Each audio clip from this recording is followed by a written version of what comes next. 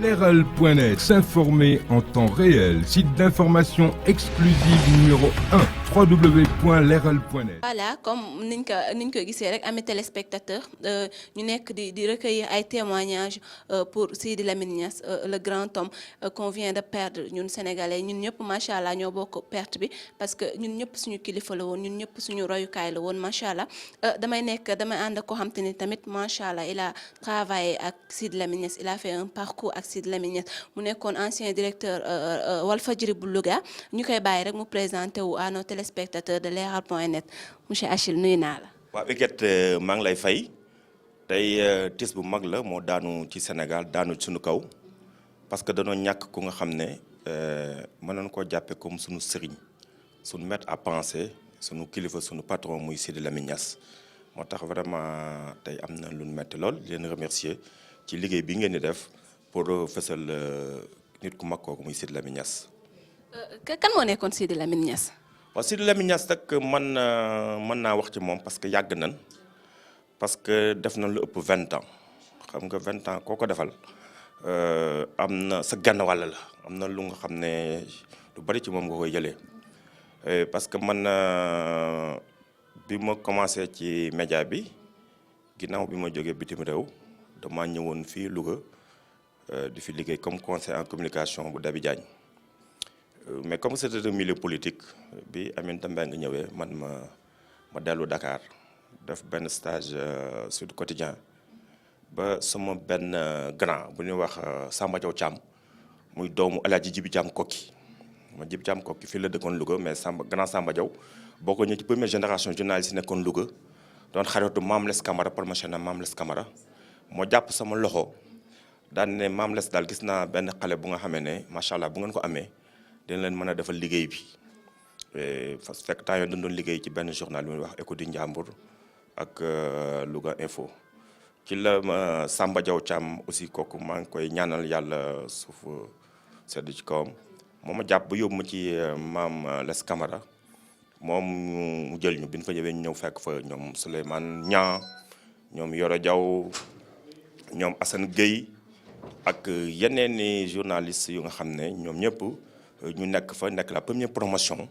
ak ñoom Boubacar Diallo ñëpp ñun ñoo démarré ndoo donc Walf FM après man comme que danoo soxla woon kenn ci région bi ñun ñu indi ma Louga te fekk man Louga laa cosaanoo ma ñëw Louga boobu ba léegi ma nekk correspondant simple noonu di envoyé ni par téléphone ba yàgg ma nekk ñu ubbi fi station bi muy ubbi station sax Ndar lañ ko doon ubbi parce que dañ ne Ndar moo ëpp activité quoi commerciale et tout mais moom mu ne Louga la koy ubbi parce que temps yooyu dafa amoon benn soxna bu benn jabaram Sidi Lamine quoi bu tuddoon Naarloo bu dëkkoon Louga mu daan ne man kat Louga am naa fi soxna donc sama dëkk la ni ma Kaolack soxale donc Louga noonu la ma soxale ci la ubbee rajo bi Louga ñu continuer ci liggéey pendant des années ma dem fa dafa 20 ans après vraiment man nag dama dem ba xam nga rek boo demee ba foo def 20 ans waaw nga familiariser wu man ba bokk ci famille bi mais ma amoon aussi yeneen défis yu nga xam ne bëgg naa ko relever amuñu benn problème dama ko wax mu ñaanal ma après ma dem nekk ci leneen mais ba léegi dama jàpp ne maa ngi Walfadjri parce que Walfadjri daara la xam nga daara moom boo ca jaaree da lay marqué à vie quoi et il a formé toute une génération de journalistes yu nga xam ne foo dem à travers tous les sphères de la communication ña nga fa. ñu gis ni moom tamit jàngalekat la woon ci par Walfadjri mais jàngalekat la woon tamit de par ay action yu muy def de par émission yu mu daan présenté ci diine gi tamit. waaw xam nga Sidi c'est un homme multidimensionnel gis nga dama lay wax tey benn affaire ci Sidi yi gis nga affaire Cheikh Charifou bi coow li amee man j'étais correspondant ici à Louga dama dem Dakar ñu dem réunion ma ne daal coow li bari na fekk mu jëluñ ci position def ay conférence ba di doon bind livre. ma ñëw mu may dédicacé livre bi di ko signé di ma ko jox quoi ma ne ko waa Sidi moom affaire bi moom nu mu demee ñun de ci région yi dañ koy kii rek mu ne ma ñuy ci waxtaan mu ne ma gis nga man lépp lu may dugg dama koy seet ci zahir ak ci baatin xam naa da ko seet ci baatin bi am lu mu gis ne daal am lu ci leerul donc Sidi du rek un communicateur comme ça nii c'est un homme religieux et un homme très mystique dans le sens positif du terme ku nga xam dafa amoon xam-xam bu xóot bu nga xamee ne lépp lu muy wax nii rek dafa am lu mu gis mbaa lu mu yëg ba mu may ko mu wax ci donc nekk na ku nga xam ne li ma gën a marqué ci moom mooy dafa bari xam-xam xam nga Sénégal dañu jàpp ne kii jàng français am ay diplôme kooku mooy intellectuel bi mais moom jàng na am na ay diplôme en arabe mais c'était un grand intellectuel parce que doon suivre actualité bi te intellectuel dafa war a di suivre actualité bi di gëstu te moom loolu la doon def moo tax ku amoon xam-xam la ku naqare convaincre la yenn saa yi du ngeen bokk ay position mais bu ñëwee dana argumenté ba yow même bu ngeen bokkul position da nga accepté da nga respecté parce que nga xam ne kii li mu def fii la ko teg et moi je le respectais parce que il argumentait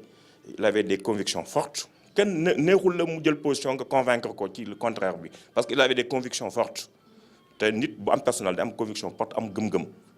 waaw te loolu gisoon naa ko ci Sidi. lan moo la gën a marqué durant les 20 ans yi nga xam te ni passé nga ko ak kii nga xam te ni mooy Sidi Lamine Niass. li ma gën a marqué ci moom mooy sa constance xam nga boo xoolee da ngay defe ne ku ñëw da lay contre mais c'est-à-dire que gis nga boo taxawee benn place boule bi di tourner xam nga politique moom boule buy tourner la rek yow boo jàkkaarloo ak moom nekk ci opposition bi da nga koy comprendre boo changer de position de station nekk au pouvoir moom mu toog fi mu toogoon yow da ngay defe ne daf la contre fekk moom il est resté constant mais yow yaa changé de station donc loolu la sa constance le fait que xam nga lu dul dëgg du yàgg da ngay gis nga xam ne dañuy contre benn régime beneen régime bi ñu jébbalu mais Sidi il est resté égal à lui-même ba pare lenn moom ma naqare ci moom mooy lenn laa remarqué ci moom mooy il n'avait pas peur de la rupture un jour dañ doon waxtaan mu daan ne ma man rupture même divorce quoi dafa bokk ci dans son logiciel quoi voilà c'est-à-dire que moom bu ngeen àndee sóoraaleel fatalement que ne bis ngeen mën a tàqalikoo te moom rupture bi moom da koy vivre naturellement quoi day jàpp ne lu waroon mën a am la tu vois et que boo gisee ñu bari ñu naan du téye nit ni day jaar dafa dem moom naturellement moom day il est constant moom lii la boo bëggee dem nga dem boo bëggee toog nga toog moo tax y avait une valse si les gens pensaient que mënul woon téye nit ñi même dans sa philosophie da ci intégré woon rupture parce que moom dafa jàpp divorce dafa bokk ci dynamique gu àddina quoi voilà. macha allah ñu gis ni tamit amoon ngeen benn relation boo xam te ni c'était exceptionnel yaak Sidi Lamine Niass.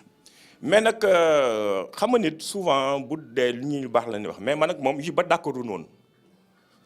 yenn saa yi correspondant yi nekkoon Walfadjri man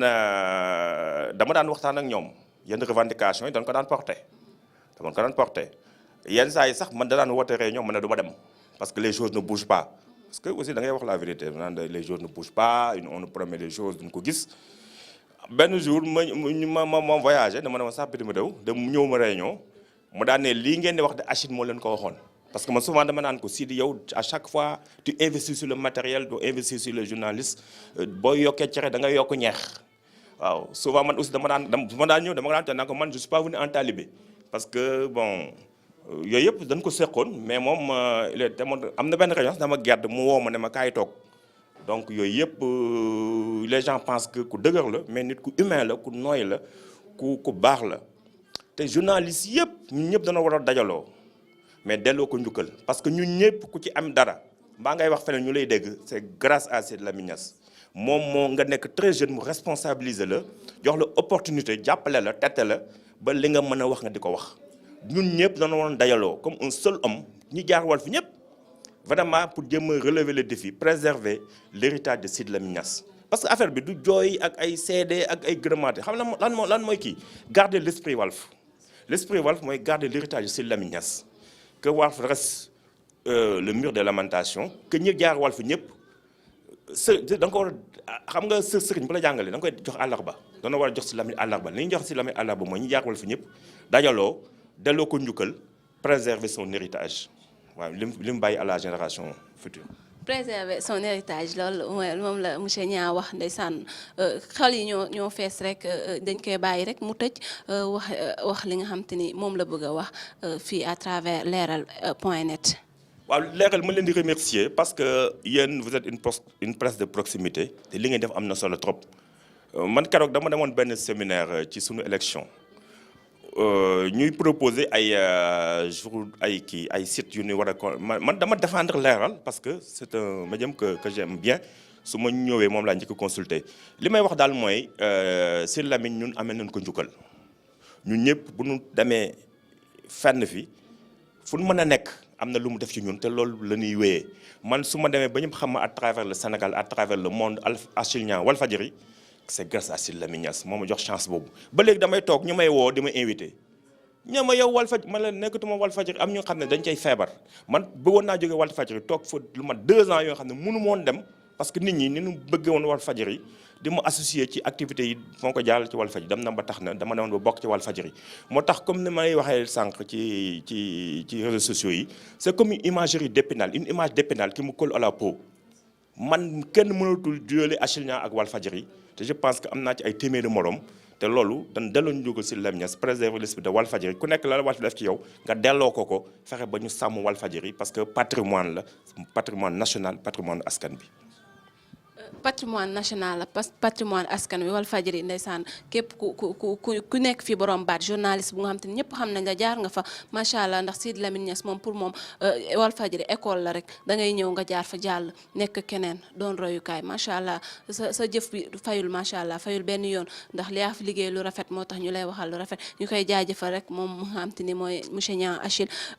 di ko jéggalu tamit ci temps bu ñu jël ci moom rek Babacar ni la ñuy continuer jël suñu témoignage pour nos fidèles téléspectateurs de Leral.net. Leral.net, s'informer en temps réel, site d'information exclusive numéro 1, www.leral.net.